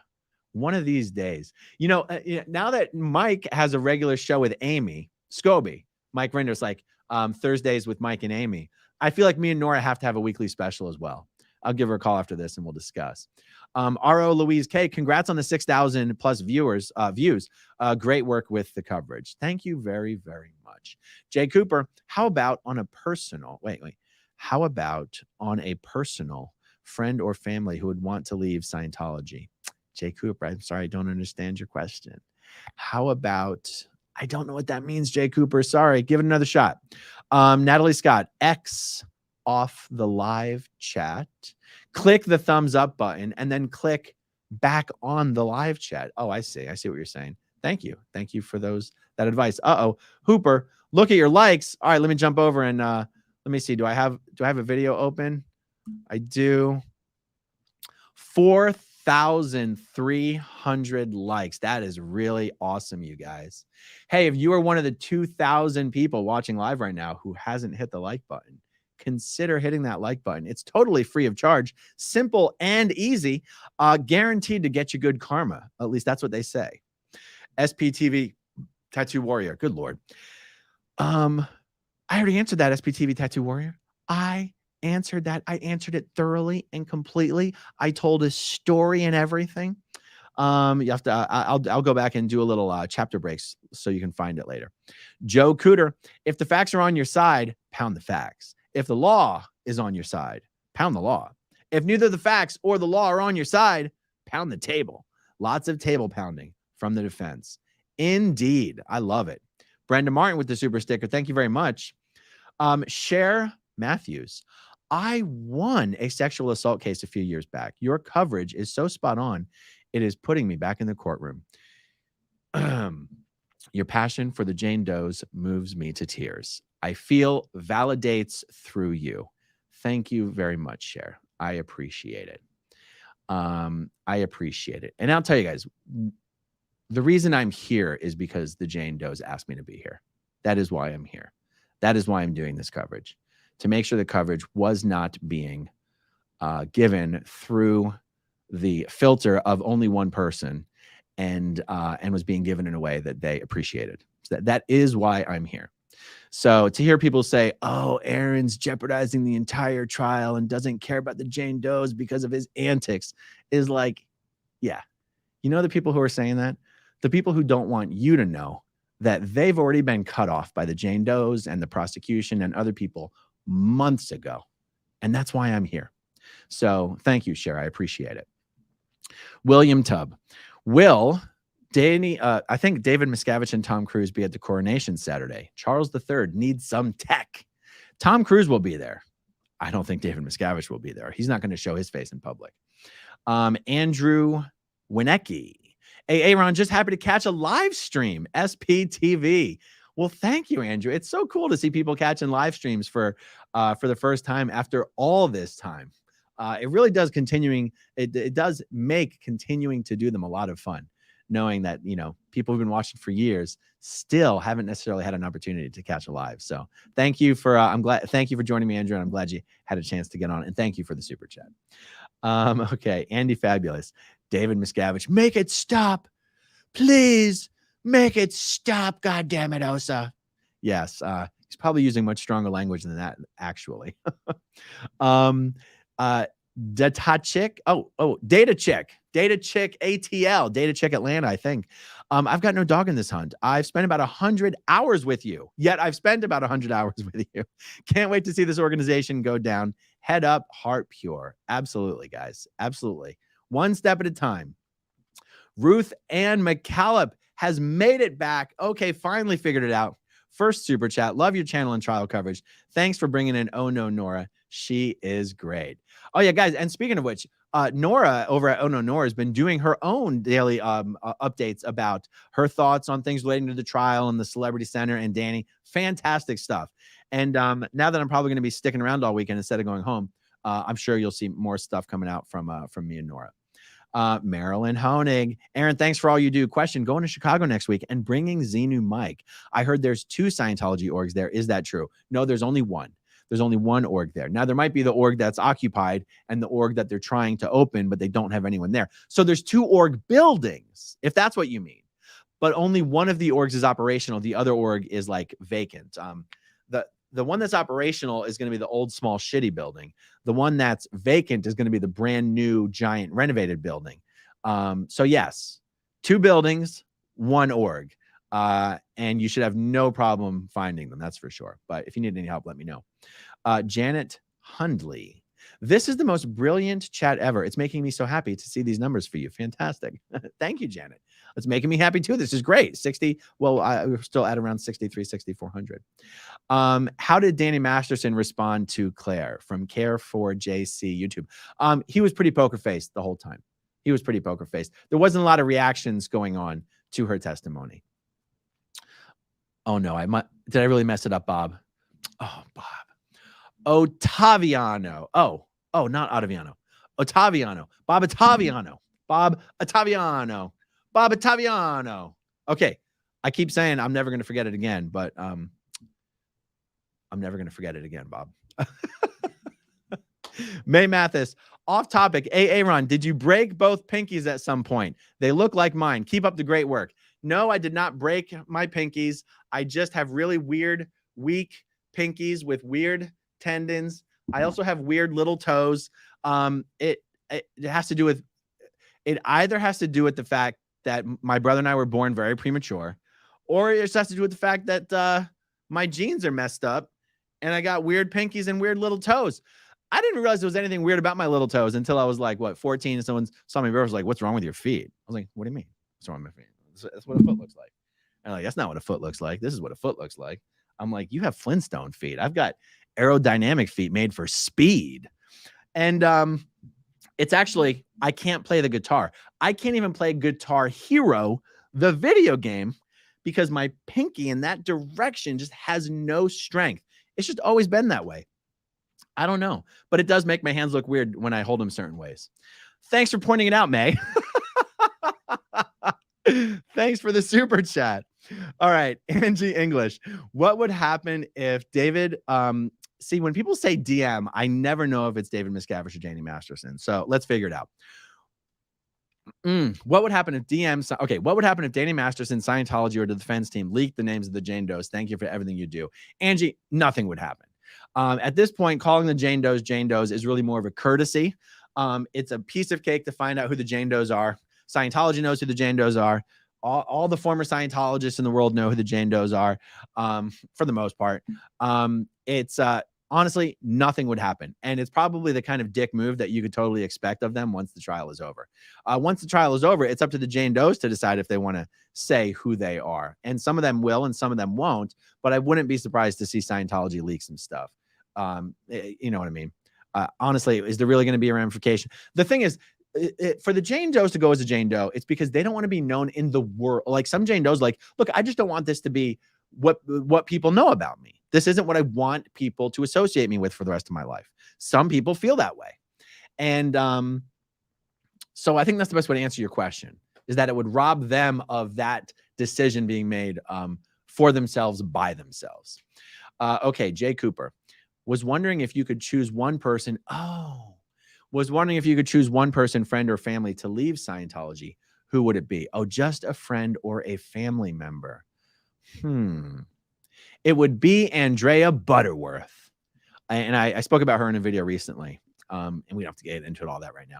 But yeah, people that I've known for a long time who just deserve to live normal lives without being spied on, without spending all their time on money on a scam and a con and having to worry about disconnection and all that kind of shit.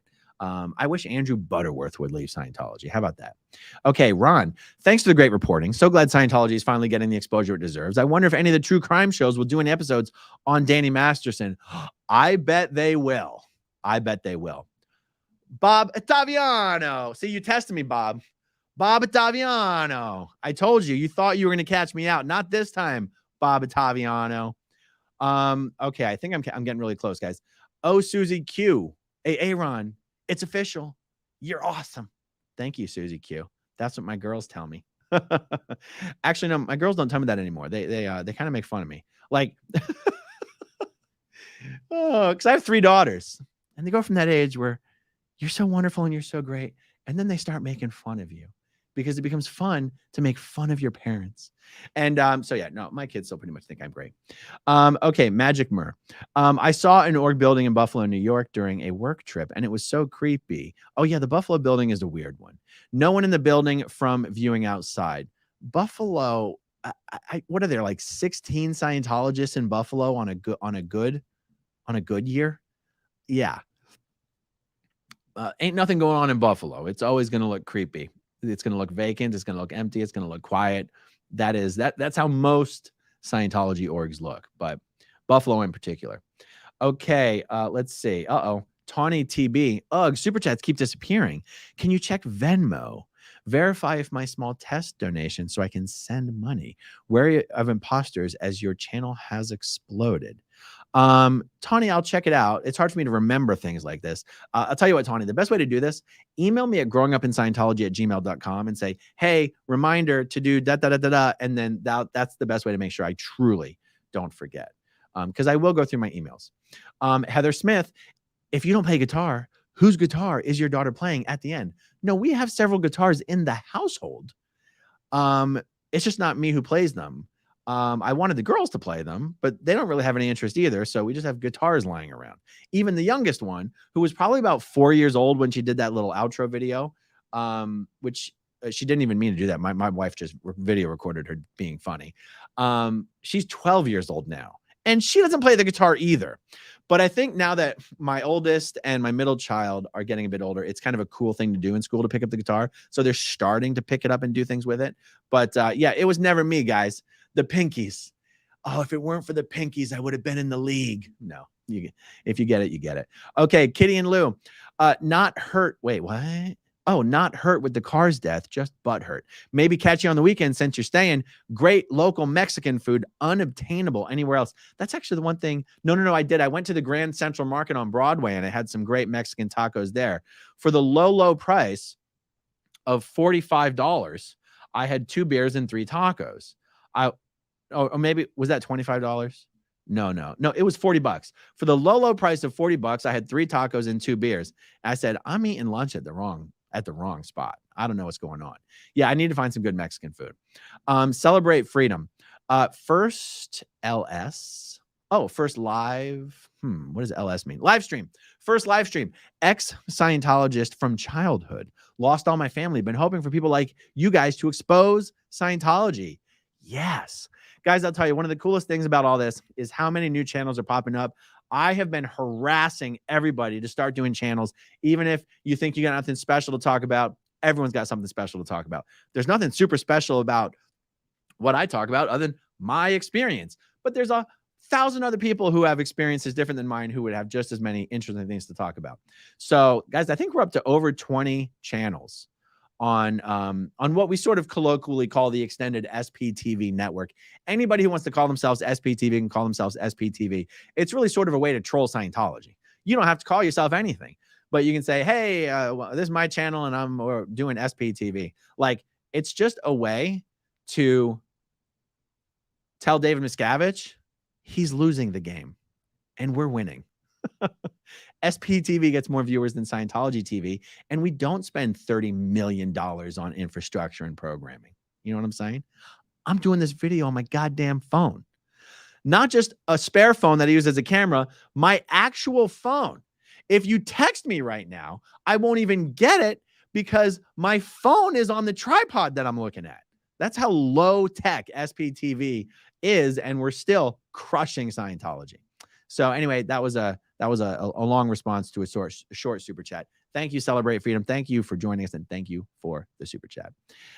Dan was in New York City and felt the need to stop by the local org. A kind man outside handed me a pamphlet. I said, thank you. Tell me about Xenu.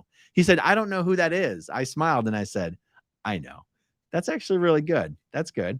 It's a polite, clever, funny way to interact with him without harassing him or giving him a hard time. I like that, Dan. That's good. Okay. Technofant. Please explain the general definition of suppressive person and potential trouble source from the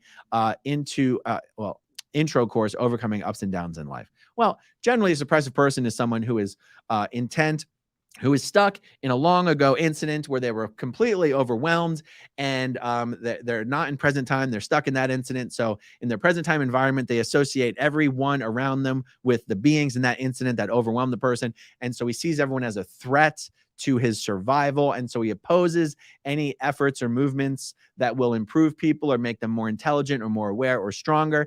And that is why he tries to keep people down and fights against Scientology, because Scientology will actually make people better. That's the best definition you'll get of a suppressive person. Or it's someone who doesn't follow Scientology's rules.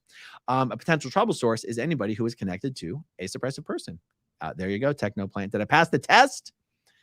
Okay, Scary Mac, thank you for the super sticker. Megan, have you noticed people following you around in California? No, but to be honest, I'm not actually really good at noticing that kind of stuff. But the answer is still no. Cher Matthews, I wish I had you and your antics during my trial. Knight in shining armor is what you to keep it up. Cher Matthews, you got some fat thumbs on the texting machine there. But I appreciate your super chat and I thank you. And I do get the gist of what you're saying. So thank you very much.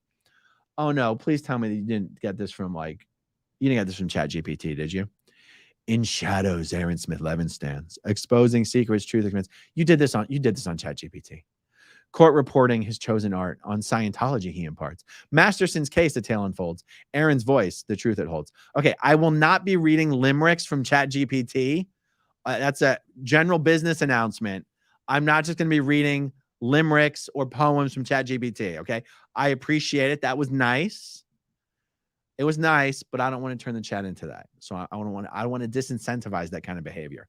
Thank you, though, Ben Love. I do appreciate it. Steph Driscoll, any other cults that you have investigated? Only Herbalife. Dave Owens. All the Herbalife distributors are like, unsubscribe, unsubscribe. Dave Owens, true SPs hit like before they watch the video. Yes, that is the signal of a true SP. Do you like the video before the live stream even starts? Dustin H, did someone say you were on your mother's house podcast or I misheard? No. Oh, I know why you thought that. Mark said that when he was driving home from West Virginia or wherever he was listening to a bunch of my videos and your mother's house videos. He's a huge fan of Christina P. And oh my God, how did I just go blank out? Who's she married to? Who's the other guy? Come on. Oh my God. I'm huge fans of them both. Anyway, you know what I'm talking about. He's a huge fan of your mother's house podcast, but I was not on it. I would love to be on that podcast because I'm a huge fan of both those guys too. Okay, Downtown Abbey. Your passion for helping people is palpable. I didn't know you were there on request from the Jane Does. That makes you 10x cooler. Sincerely, thank you. Thank you very, very much. Rock it out with Kim D. Hay. I ordered a microphone, getting ready to go. Nice. Yes, if you're going to order a microphone for a podcast, just spend the $250 and get yourself a Shure MV7. You'll never regret it, and it'll always be there for you. So I hope you got a good one. Ben Love, busted. Love your work. Okay, I really must be getting close, guys. I'm 1 minute behind the super chat, the present time chat, but it never stops. That's me, Gigi. It's awesome that you're there to support the victims. Thanks for your coverage and fighting the good fight. Thank you, Gigi. Stacy Zuber, thank you for the super sticker. Bob Ottaviano, thank you for getting it right. You rock. Man, you're really racking up the super chats, Bob Ottaviano. This one's been an expensive one for you. I feel a little bad. I'm not going to lie. I feel a little guilty making you keep jumping in there to test me out. Ottaviano. I'll never forget it. I'm telling you, I'll never forget it. Donna Dwyer, I tried to Zelle money on your Gmail and it returned as unknown. Well, I don't have any Gmail addresses associated with Zelle. Others may be having the same difficulty. Guys, I think Zelle works by phone number or email, and I actually do not know what email address is associated with Zelle. But Donna, if you email me, I will give you the phone number that's associated with it. How about that? So just email me at growingupinscientology@gmail.com and we'll get it sorted. Joe Cooter. Okay. A lawyer, a reverend, and a blogger walk into a bar. The lawyer turns to the bartender and asks, do you recall the temperature of the jacuzzi? Oh, shit. That is the best inside joke ever. That is amazing. I'm going to send that to Jane Doe 1. Okay. SD Cat Lover 1. I am a true SP. Thank you for all the thumbs up. Steph Driscoll. No way. That's my number 2 cult. I have a cousin who is very high in the Herbalife ranks. Yes. There are 2 cults that hate me because of the work I've done. One is Herbalife and the other is Scientology. I'm not sure which one has harmed more people, to be perfectly honest. Tammy J. Morrison. Thank you for the super sticker. Richard Gibson, do you ever listen to yourself on 0.5 or 0.25 speed? You sound like you are drunk. Funny. I don't think I could handle listening to people on a speed slower than normal. My speed tends to be 1.5 or 2x speed. So I've never tried it, Richard. I mean, anyone would sound drunk if you play them on half speed, wouldn't they? Thank you for the super chat. Uh-oh, what's this? Evelyn Lee Barney. Even with a second mistrial, Masterson is done. That's kind of what I started to feel yesterday. I tell you, when I was thinking about this, I can't remember. I was like, man, this trial is just different. That no matter how the jury rules, I feel like there has been success. But you know, but you know, everyone's got like I wouldn't want to put myself in the shoes of the Jane. Like I wouldn't want someone to think, oh, so you don't care if it's guilty. No. What I'm recognizing is we can't control what the jury does. So we have to sort of prepare ourselves for any outcome. And I think there's something in appreciating the successes that are happening along the way in terms of exposure. So that if Danny Masterson is found guilty, at this point, it's the cherry on top.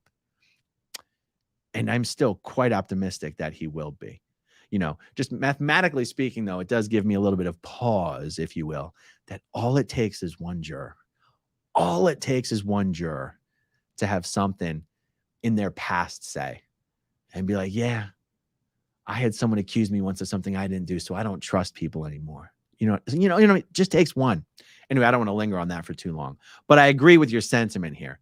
Even with a second mistrial, Masterson is done. Absolutely. Rock it out with Kim D. Hey, I'm high 24/7. It's my name. Oh, wait. No, it's hey. It's not high. It's not high. Wait, rock it out with Kim D. High? Am I saying it wrong this whole time is what you're telling me? Uh-oh. Now I'm confused. Love Sherlock. Go get some great Mexican food. You know I will. Broseph.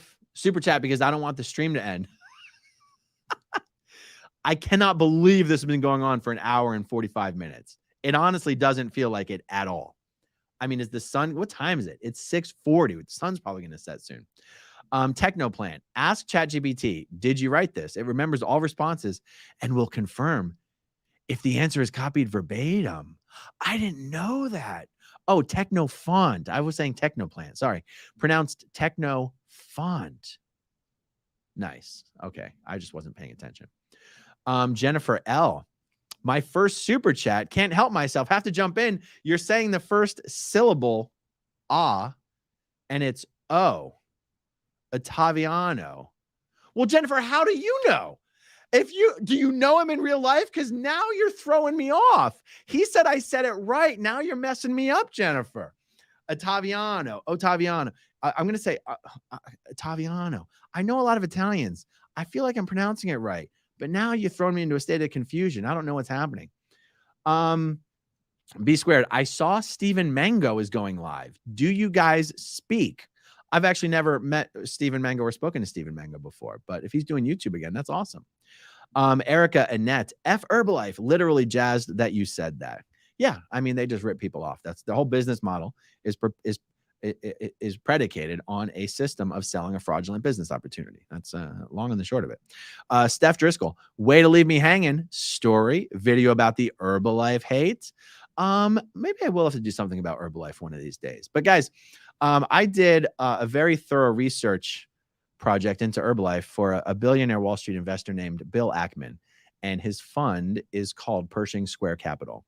And he hired me to research Herbalife and violations of the Foreign Corrupt Practices Act over in China, and also in a number of other countries, but mostly China. And we did some really wild shit. And Herbalife ended up paying, I believe it was, I don't know, was at $200 million in fines for their violations of the FCPA and other violations of Chinese law. Some really wild shit. Yeah, Scientology is not the only wild shit I've been involved in. It's been a very interesting life, and hopefully many more years to go. So rock it out with Kim D. That's how you pronounce it. Congrats on the 5,000 likes.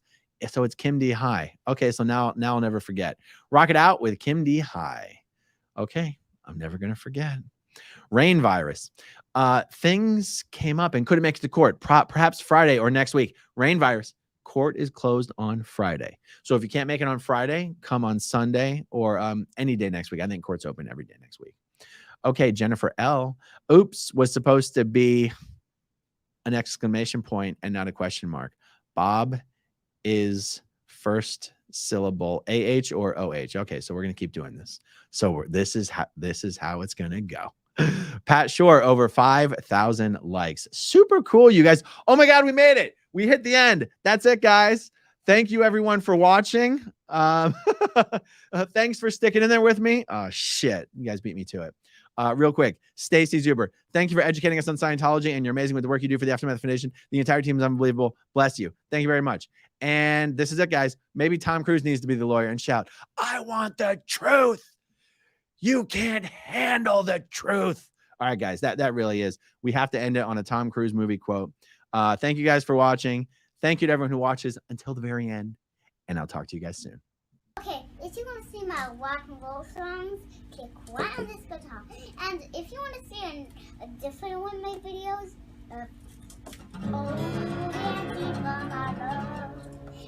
then you could click right